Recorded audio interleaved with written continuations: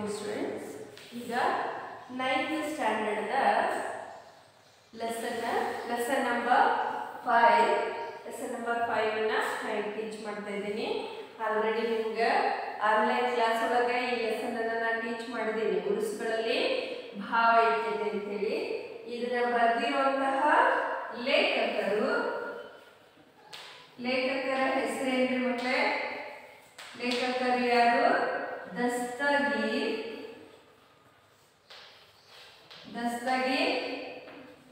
ಅಲಿ ಭಾಯಿ. ದಸ್ತಗೀರ್ ಅಲಿ ಭಾಯಿ ಅವರು ಈ ಒಂದು ಲೇಖನವನ್ನು ಏನ್ ಮಾಡಿದ್ದಾರೆ? ಬರೆದಿದ್ದಾರೆ. ಓಕೆ, ಈ ಗದ್ಯವನ್ನು ಬರೆದಿರುವಂತಹ ಲೇಖಕರು ದಸ್ತಗೀರ್ ಅಲಿ ಭಾಯಿ ಅವರು. ಈಗ ನಾವು ಲೇಖಕರ ಪರಿಚಯವನ್ನ ನೋಡೋಣ. ಅದಕ್ಕಿಂತ ಮೊದಲು ನಮ್ಮ ದೇಶ ಸಾಕಷ್ಟು ಜಾತ್ಯತೀತ ಸಮಾಜವಾದಿ ರಾಷ್ಟ್ರ ಅಂತೇಳಿ ನಮ್ಮ ದೇಶವನ್ನು ಕರಿತೀವಿ. ಯಾಕಂತಂದ್ರೆ ಎಲ್ಲಾ ಜಾತಿಯ ಎಲ್ಲಾ ಧರ್ಮದ ಜನರು ಕೂಡ ಏನಾಗಿದ್ದಾರೆ? ನಮ್ಮ ದೇಶದಲ್ಲಿ ಏನಾಗಿದ್ದಾರೆ? ವಾಸವಾಗಿದ್ದಾರೆ. ಆದರೆ ನಮ್ಮಲ್ಲಿ ಯಾವುದೇ ಜಾತಿ ಧರ್ಮದ ಭೇದ ಭಾವವನ್ನು ನಾವು ಮಾಡೋದಿಲ್ಲ. ಗೊತ್ತೈತಿಯಲ್ಲ ನಿಮಗೆ? ಎಲ್ಲರೂ ನಾವು ಒಂದು ಅನ್ನುವಂತಹ ಒಂದು ಭಾವೈಕ್ಯತೆಯನ್ನ ನಾವೆಲ್ಲ ಏನ್ ಮಾಡಿದೇವಿ? ರೂಢಿಸ್ಕೊಂಡು ಬಂದಿದ್ದೇವೆ. ಓಕೆ, ಈಗ ಲೇಖಕರ ಪರಿಚಯ ನೋಡೋಣ. ಲೇಖಕರು ಯಾರು? ದಸ್ತಗೀರ್ ಅಲಿ ಭಾಯಿ ಅವರು. ಓಕೆ, ದಸ್ತಗೀರ್ ಅಲಿ ಭಾಯಿ ಅವರು ಧಾರವಾಡ ಜಿಲ್ಲೆಯ ನವಲಗುಂದ ತಾಲೂಕು ಸೊಟಕ್ನಾಳ ಗ್ರಾಮದಲ್ಲಿ 1952ರಲ್ಲಿ ಜನಿಸಿದರು. ಇವರ ಪೂರ್ಣ ಹೆಸರು ದಸ್ತಗೀರ್ ಸಾಬ್ ಅಲಿ ಭಾಯಿ ಆಸಿಫ್ ಅಲಿ ಭಾಯಿ. ಕನ್ನಡದಲ್ಲಿ MA ಹಾಗೂ PhD ಪದವಿಯನ್ನ ಪಡೆದ ಪ್ರತಿಭಾನ್ವಿತರು. ಕನ್ನಡ ಪ್ರಾಧ್ಯಾಪಕರಾಗಿ, ಸಂಶೋಧನಾ ಮಾರ್ಗದರ್ಶಕರಾಗಿ ಅನನ್ಯ ಕೆಲಸ ಮಾಡಿದ್ದಾರೆ. ಇವರು ಸಕಾಲಿಕ, ನೆನೆದು, ದಣಿವು ಕಾಣದ ಪದಗಳು, ಮೊಹರಂ ಪದಗಳು, ಹೆಜ್ಜೆ ಪದಗಳು, ಕಥಾ ಸಂಚಯ, ಉತ್ತರ ಕರ್ನಾಟಕದ ಜನಪದ ಒಡಪುಗಳು ಮುಂತಾದ ಕೃತಿಗಳನ್ನು ರಚಿಸಿದ್ದಾರೆ. ಇವರ ಕೃತಿಗಳನ್ನು ಪದವಿಗಳಿಗೆ ಪಠ್ಯವಾಗಿ ಇಡಲಾಗಿದೆ. ಪ್ರಸ್ತುತ ಗದ್ಯಭಾಗವನ್ನ ಮುಸ್ಲಿಮರ ಹಬ್ಬ ಮತ್ತು ಉರುಸುಗಳು ಕೃತಿಯಿಂದ ಆಯ್ದುಕೊಳ್ಳಲಾಗಿದೆ. ಆಯ್ದ ಕೃತಿಯನ್ನ ನೆನಪಿಡಬೇಕು ಮಕ್ಕಳೇ. ಆಯ್ದ ಕೃತಿ ಯಾವುದು? ಮುಸ್ಲಿಮರ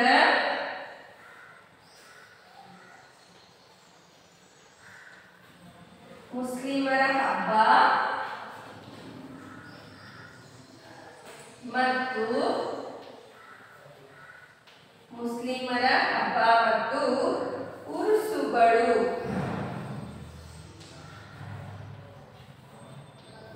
ಮುಸ್ಲಿಮರ ಹಬ್ಬ ಮತ್ತು ಉರುಸುಗಳು ಅನ್ನುವಂತಹ ಕೃತಿಯಿಂದ ಏನ್ ಮಾಡಿದ್ದಾರೆ? ಈ ಲೆಸನ್ ಅನ್ನ ಆಯ್ಕೆ ಮಾಡಿದ್ದಾರೆ ಅಂತ ನೆನಪಿಡ್ಬೇಕು. ಓಕೆ, ನೆಕ್ಸ್ಟ್ ಈಗ ಪಾಠ ಪ್ರವೇಶ ನೋಡ್ರಿ. ನಮ್ಮ ಸಂವಿಧಾನದ ಪ್ರಸ್ತಾವನೆಯ ಮೊದಲ ಸಾಲು ಜಾತ್ಯತೀತತೆಯನ್ನ ಸಾರುತ್ತದೆ. ಭಾರತದಲ್ಲಿನ ಪ್ರತಿಯೊಂದು ಧರ್ಮವು ಭಾವೈಕ್ಯತೆಯ ಪ್ರತೀಕವಾಗಿದ್ದು ಶಾಂತಿ, ದಯೆ, ಸತ್ಯ ಹಾಗೂ ಅಹಿಂಸೆಯನ್ನು ಸಾರುತ್ತವೆ. ಭಾರತೀಯರಾದ ನಾವು ಎಲ್ಲಾ ಧರ್ಮಗಳನ್ನ ಪ್ರೀತಿಸಬೇಕು, ಗೌರವಿಸಬೇಕು. ಸತ್ಯ, ಶಾಂತಿ, ದಯೆ, ಅಹಿಂಸೆ, ಶುದ್ಧತೆ ಇವುಗಳ ಸಮನ್ವಯವೇ ನಿಜವಾದ ಧರ್ಮ.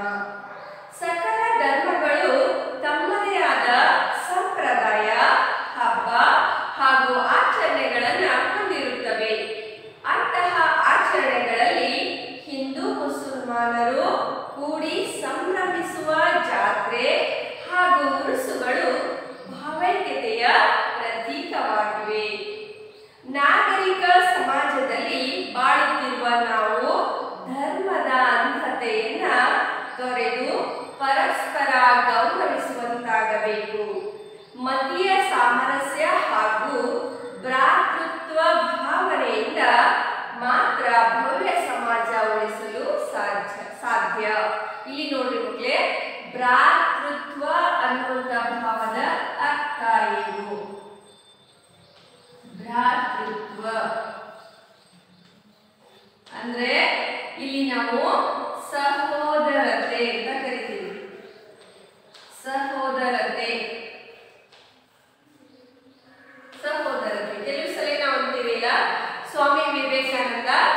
ಅಮೆರಿಕದ ಚಿಕಾಗೋಲ್ಲಿ ಹೋಗಿ ತಾನು ನಮ್ಮ ಇಂಡಿಯಾದ ರಿಪ್ರೆಸೆಂಟ್ ಆಗಿ ಭಾಷಣ ಮಾಡುವಾಗ ಅವರು ಅಮೆರಿಕದ ಪ್ರಜೆಗಳಿಗೂ ಸಹ ಏನಂತ ಕರೆದ್ರಂತೆ, my dear brother and sister ಅಂತ ಕರೆದ್ರಂತೆ. ಅಂದ್ರೆ ಸಹೋದರ ಸಹೋದರಿಯರೇ ಅಂತ ಕರೆದ್ರಂತೆ. ನಮ್ಮ ಭಾರತೀಯರೆಲ್ಲ ಅಮೆರಿಕದವರಾಗಿದ್ರು ಸಹ ಇಡೀ ಪ್ರಪಂಚದಲ್ಲಿರುವಂತಹ ಎಲ್ಲ ಮಾನವರು ಏನು ನಮ್ಮ ಸಹೋದರ ಸಹೋದರರಿದ್ದಂತೆ ಅಂತ ಹೇಳಿ ಅವರು ಕರೆದಾಗ ಇಡೀ ಅಮೆರಿಕ ಏನಾಯ್ತು, ಅವರ ಭಾಷಣವನ್ನ ಮೆಚ್ಕೊಂತಂತೆ.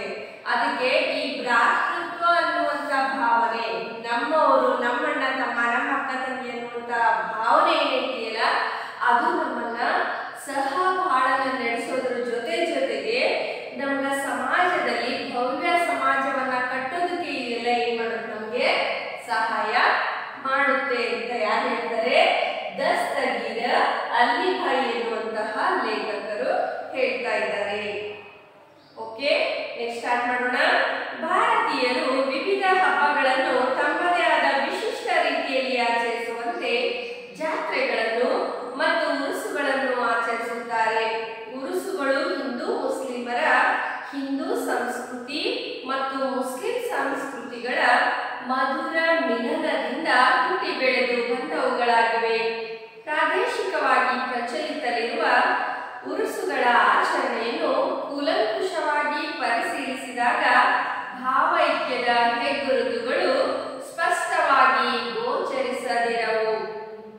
ಕೆಲವೊಂದು ಉರುಸುಗಳು ಜಾತ್ರೆಗಳಾಗಿ, ಕೆಲವೊಂದು ಜಾತ್ರೆಗಳು ಉರುಸುಗಳಾಗಿ ಬಳಕೆಯಲ್ಲಿವೆ. ಆದರೆ ಜಾತ್ರೆ ಮತ್ತು ಉರುಸುಗಳು ಹಿಂದೂ ಮುಸ್ಲಿಂ ಭಾವೈಕ್ಯದ ಪವಿತ್ರ ಕ್ಷೇತ್ರಗಳಾಗಿವೆ ಎಂಬುದನ್ನು ಯಾರೂ ಅಲ್ಲಗಳೆಯುವಂತಿಲ್ಲ. ಈಗ ಹೆಚ್ಚಾಗಿ ನಮ್ಮ ಇಂಡಿಯಾದೊಳಗೆ ಏನೈತಿ, ಜಾತ್ಯತೀತ ಸಮಾಜವಾದಿ ರಾಷ್ಟ್ರ ನಮ್ದು. ಯಾಕಂದ್ರೆ ಎಲ್ಲಾ ಜಾತಿಯ, ಎಲ್ಲಾ ಧರ್ಮದ, ಎಲ್ಲಾ ಜನಾಂಗದವರು ಏನಿದ್ದಾರೆ ನಮ್ಮ ಭಾರತದೊಳಗೆ ವಾಸವಾಗಿದ್ದಾರೆ. ನಾವೆಲ್ಲರೂ ಅನ್ಯೋನ್ಯವಾಗಿದ್ದೇವೆ. ಅದಕ್ಕೆ ಇಲ್ಲಿ ಹೆಚ್ಚು ಜಾತ್ರೆಗಳನ್ನೆಲ್ಲ ನಾವು ಮಾಡ್ತೇವಲ್ಲ, ಅವೇ ಜಾತ್ರೆಗಳು ಏನಾಗಿದಾವಂತೆ, ಉರುಸುಗಳಾಗಿ ಮಾರ್ಪಾಡಾಗಿದಾವಂತೆ. ಕೆಲವೊಂದು ಉರುಸುಗಳು ಜಾತ್ರೆಗಳಾಗಿ ಏನಾಗಿದಾವಂತೆ, ಮಾರ್ಪಾಡಾಗಿದಾವಂತೆ. ಅಂದ್ರೆ ಅರ್ಥ ಏನು ಅಂತಂದ್ರೆ, ಎಲ್ಲ ಆಚರಣೆಗಳನ್ನ ಎಲ್ಲ ಹಿಂದೂ ಮುಸ್ಲಿಮರು ಸೇರಿ ಆಚರಿಸುವಂತ ಸಂಸ್ಕೃತಿ ನಮ್ಮ ಭಾರತದಲ್ಲ ಐತಿ. ಅಜ್ಮೀರಿನ ಹಕ್ವಾಸ ಮೊಯಿನುದ್ದೀನ್ ಚಿಸ್ತಿ, ದಿಲ್ಲಿಯ ಶೇಖ್ ನಿಜಾಮುದ್ದೀನ್ ಔಲಿಯಾರವರ ಉರುಸುಗಳಲ್ಲಿ ಮುಸ್ಲಿಮರಂತೆ ಹಿಂದೂಗಳು ಉತ್ಸಾಹದಿಂದ ಪಾಲ್ಗೊಂಡು ಹರಕೆ ಸಲ್ಲಿಸುತ್ತಾರೆ. ತೆಬರುಕ್ ಸ್ವೀಕರಿಸಿ ಪುನೀತರಾದೆವೆಂದು ತೃಪ್ತಿಗೊಳ್ಳುತ್ತಾರೆ. ಓಕೆ ಮಕ್ಕಳೇ, ಇಲ್ಲಿ ತೆಬರುಕ್ ಅಂದ್ರೆ ಏನು ತಿಳ್ಕೋಬೇಕು. ತೆಬರುಕ್ ಅಂದ್ರೆ ಏನು? ತೆಬರುಕ್ ಅಂದ್ರೆ ನಾವೆಲ್ಲ ಸತ್ಯನಾರಾಯಣ ಪೂಜೆ ಆದ್ಮೇಲೆ ಮತ್ತೆ ಏನ್ ತಗೋತೀವಿ? ಪ್ರಸಾದ ತಗೋತೀವಿಲ್ಲ.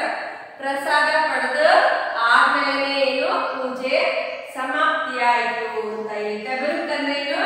ಪ್ರಸಾದ. ತೆಬರುಕ್ ಅಂದ್ರೆ ಪ್ರಸಾದ. ಎಲ್ಲರೂ ಉರುಸುಗಳಾದ್ಮೇಲೆ ಏನ್ ಮಾಡ್ತಾರೆ? ಪ್ರಸಾದವನ್ನ ಸ್ವೀಕಾರ ಮಾಡಿ ಆ ಉರುಸುಗಳ ಒಂದು ಭಾವೈಕ್ಯತೆಯನ್ನು ಏನ್ ಮಾಡ್ತಾರೆ? ಸಾರ್ತಾರೆ. ನೆಕ್ಸ್ಟ್, ಮಕಾನ್ಪುರದ ಜಿಂದೇಸಾ ಮಾತಾ ಉರುಸಿನಲ್ಲಿ ಹಿಂದೂ ಮುಸ್ಲಿಮರು ಚಿಕ್ಕ ಮಕ್ಕಳಿಗೆ ಅಂಟಿದ ರೋಗ ರುಜಿನಗಳಿಂದ ಮುಕ್ತಗೊಳಿಸಲು ಬಂಗಾರ ಬೆಳ್ಳಿಯ ಹಾರವನ್ನ ಕೊರಳಲ್ಲಿ ಹಾಕಲು ಹಿಂದೆ ಮುಂದೆ ನೋಡುವುದಿಲ್ಲ. ಉರುಸಿನ ದಿನ ನಡೆಯುವ ಕೆಂಡ ತುಳಿಯುವ ಸಂಪ್ರದಾಯ ಹಿಂದೂ ಸಂಸ್ಕೃತಿಯ ಗಾಢ ಪ್ರಭಾವದಿಂದ ಬಂದುದಾಗಿದೆ. ಇಲ್ಲಿ ಏನ್ ಮಾಡ್ತಾರೆ? ಅಲೆ ಹಬ್ಬ ಅಂತ ಹೇಳಿ ಮಾಡ್ತಾರೆ. ಅಲೆ ಹಬ್ಬ ಅಂತಂದ್ರೆ ಕಿಚ್ಚ ಹಾಯೋದು. ಇಲ್ಲಿ ನಮ್ಮಲ್ಲಿ ಕೂಡ ಹಿಂದೂಗಳು ಏನ್ ಮಾಡ್ತಿದ್ರು ಅಂತಂದ್ರೆ ಈರಣ್ಣ ದೇವರಿಗೆ ಏನ್ ಮಾಡ್ತಾರೆ? ದೊಡ್ಡದೊಂದು ಬಾವಿ ತರ ಹಿಂಗೆ ನೋಡ್ತಾರೆ. ಆಮೇಲೆ ಅದರಲ್ಲಿ ಹೋಮ ಹವನಗಳ ಹಾಗೆ ಎಲ್ಲ ಗಂಧದ ಚಕ್ಕಿಗಳನ್ನ ಅಥವಾ ಬೇರೆ ಬೇರೆ ಕಟ್ಟಿಗೆಗಳಿಂದ ಏನ್ ಮಾಡ್ತಾರೆ? ಪೂಜೆ ಮಾಡ್ತಾರೆ. ಪೂಜೆ ಆದ ನಂತರ ದೇವರ ಪಾಲಕಿಯನ್ನ ಹೊತ್ಕೊಂಡು ಎಷ್ಟೋ ಜನ ಏನ್ ಮಾಡ್ತಾರೆ? ಸೇವೆ ಅಥವಾ ಹರಕೆ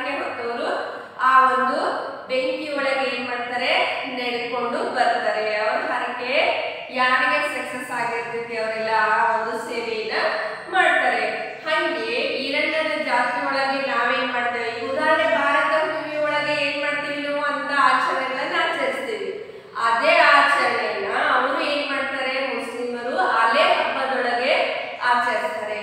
ಆ ಹಬ್ಬದೊಳಗೆ ಆಚರಿಸಬೇಕಾದ್ರೆ ಅವರು ನಾವು ಅನ್ನೋದಿಲ್ಲ, ನಮ್ಮ ಹಬ್ಬವನ್ನ ಅವರು ಕೂಡ ಏನ್ ಮಾಡ್ತಾರೆ, ಕಿಚ್ಚ ಹಾಯೋದ್ರ ಮೂಲಕ ಹರಕೆ ಹೊತ್ಕೊಂಡು ಆಚರಿಸ್ತಾರೆ. ಇಲ್ಲಿ ಅವರ ಅಲೆ ಹಬ್ಬದೊಳಗೆ ನಾವು ಕೂಡ ಏನ್ ಮಾಡ್ತಾ ಇದ್ದೀವಿ, ಆ ಆಚರಣೆಯಲ್ಲಿ ಭಾಗವಹಿಸ್ತಾ ಇದ್ದೀವಿ. ಅಂದ್ರೆ ಅರ್ಥ ಏನು, ಆಚರಣೆಗಳನ್ನ ಎಲ್ಲಾ ಜನಾಂಗದ ಜನರು ಕೂಡ ಮಾಡ್ತಾರೆ. ಅದು ಏನಕ್ಕೆ, ಅವರವರ ಸಕ್ಸಸ್ಫುಲ್ಲಿಗೆ, ಅವರವರ ಸಾಧನೆಯ ಯಶಸ್ಸಿಗೆ ಏನ್ ಮಾಡ್ತಾರೆ, ಎಲ್ಲರೂ ಆಚರಣೆಗಳನ್ನ ಆಚರಿಸ್ತಾರೆ ಅನ್ನೋದನ್ನ ಏನ್ ಮಾಡ್ತಾ ಇದ್ದಾರೆ, ದಸ್ತಗೀರ್ ಅಲಿಬಾಯಿ ಅವರು ಹೇಳುವಂತ ಪ್ರಯತ್ನ ಮಾಡಿದ್ದಾರೆ. ಓಕೆ ಮಕ್ಕಳೇ, ಮುಂದಿನ ಪೀರಿಯಡಲ್ಲಿ ಮುಂದಿನ ವಿಷಯವನ್ನ ಏನ್ ಮಾಡೋಣ, ತಿಳ್ಕೊಳ್ಳೋಣ. ನನಗನ್ಸಿದ ಮಟ್ಟಿಗೆ ಈಗ ನಿಮಗೆ ಈ ಲೆಸನ್ ಅರ್ಥ ಆಗ್ತಾ ಇತ್ತು ಅಂತ ಅನ್ಕೋತೀನಿ. ಯಾಕೆಂತಂದ್ರೆ ಈ ಎಲ್ಲ ಆಚರಣೆಗಳನ್ನ ಈಗಾಗಲೇ ನೀವು ಕಂಡುಕೊಂಡಿದ್ದೀರಿ, ಈಗಾಗಲೇ ನೀವು ಈ ಆಚರಣೆಗಳ ಅನುಭವವನ್ನ ತಗೊಂಡಿದ್ದೀರಿ. ಆದ್ರೂ ಇನ್ನೂ ಆ ಅನುಭವದಲ್ಲಿ ಹಿತ ಸಿಗ್ಬೇಕು, ಇನ್ನೂ ಖುಷಿ ಸಿಗ್ಬೇಕು ಅಂತಂದ್ರೆ ಎಲ್ಲರೂ ಒಂದಾಗಿ ಏನ್ ಮಾಡ್ಬೇಕು, ಈ ಭ್ರಾತೃತ್ವದ ಭಾವನೆ ಒಳಗೆ ಆಚರಣೆಗಳನ್ನ ಮಾಡಿದ್ವಿ ಅಂತಂದ್ರೆ ಎಲ್ಲರೂ ಸಹ ಜೀವನವನ್ನ ಏನ್ ಮಾಡ್ಬೋದು, ಸಾಗಿಸ್ಬೋದು ಅನ್ನೋದನ್ನ ಈ ಲೆಸನ್ ನಮಗೆ ತಿಳಿಸ್ಕೊಡ್ತಾ ಇದ್ದೀವಿ. ಓಕೆ ಮಕ್ಕಳೇ.